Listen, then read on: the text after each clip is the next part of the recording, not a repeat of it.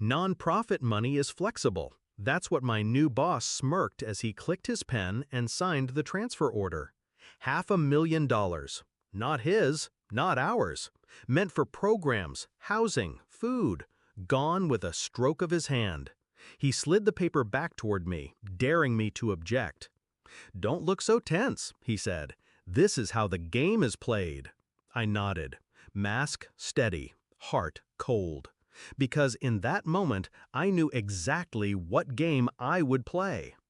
When I first took the job, I believed in him. Everyone did. He was the golden hire, the visionary leader parachuted in to save the organization. Charisma, speeches, handshakes that lingered just long enough to feel important. Donors adored him. Staff obeyed him. And me? I was grateful. He noticed me, promoted me quickly, said I had potential. But attention can be a leash, and soon I saw what hid behind the charm. Trips logged as outreach that were nothing more than vacations. Contractors who were also his cousins. Checks written to shell companies that dissolved after cashing.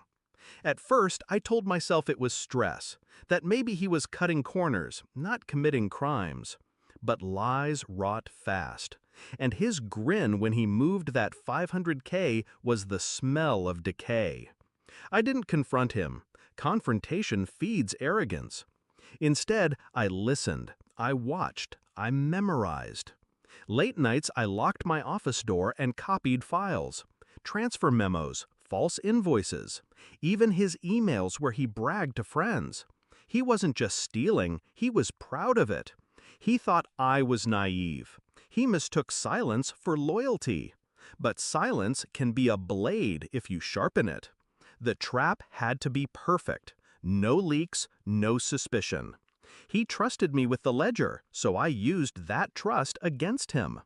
I created 2 binders, one with his doctored numbers, the one he paraded to donors and board members, the other, the real ledger, untouched with every theft highlighted, every transfer traced back to him. And then the call came. A federal auditor scheduled a surprise review. He swaggered into my office that morning, adjusting his tie like a man untouchable. "You'll have the binder ready, right?" he asked. "Yes," I said, my voice calm. Too calm. The meeting room was silent except for the hum of fluorescent lights. The auditor sat stiff, professional, eyes sharp as glass. My boss leaned back in his chair, confident. I placed the official binder in front of him first. His fingers flipped open to the first page, and I watched it happen. The grin died. His eyes froze. His throat bobbed as he swallowed. Because staring back at him wasn't the polished fiction he'd built, it was the truth. The transfers, the shell companies, the signatures, all in his handwriting, every crime laid bare. He looked at me then. For the first time, his mask cracked. Fear flickered through the cracks. I tilted my head slightly, just enough for him to understand I did this. He stammered, trying to explain, This isn't the right," but the auditor cut him off. "It's the one you signed for, correct?" Cornered, trapped. His own pen, his own arrogance, now evidence against him. They escorted him out 2 hours later. No grand speech, no dramatic denial, just silence and the shuffle of polished shoes down a sterile hallway. The staff was stunned, donors horrified. His empire collapsed in a single afternoon, not because I shouted, not because I fought, because I timed the silence perfectly. Later, someone asked me why I didn't warn him, why I didn't try to save him.